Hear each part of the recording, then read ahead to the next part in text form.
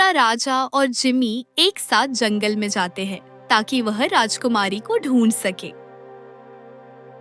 जंगल में पहुंचते ही उन्हें राजकुमारी का सफेद घोड़ा दिखाई देता है, जिस पर राजकुमारी अक्सर सवार होती थी, और उसे देखते ही उन्हें एहसास होता है कि राजकुमारी यहीं कहीं है। नोरा राजा से कहती है कि राजा, मुझे उम्मीद है कि राजकुमारी यहीं कहीं है, इसलिए हमें अपना प्रयास जारी रखना चाहिए। लेकिन सौभाग्यवश उसी समय राजकुमारी उनके सामने प्रकट होती है और कहती है, महाराज, मैं यहाँ हूँ।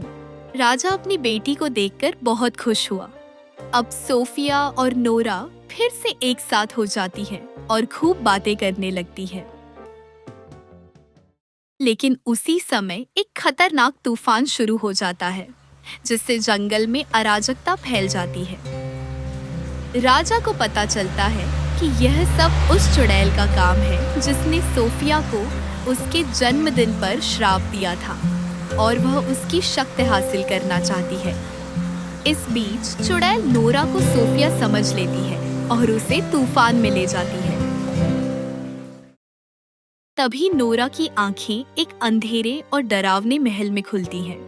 नोरा चिंतित हो जाती है कि वह कहाँ चली गई। चुड़ैल आती है और कहती है, वाह, तुम आखिरकार जाग गए। अब मैं तुम्हारी सारी शक्ति ले लूंगी और इस शहर की सबसे शक्तिशाली चुड़ैल बन जाऊंगी।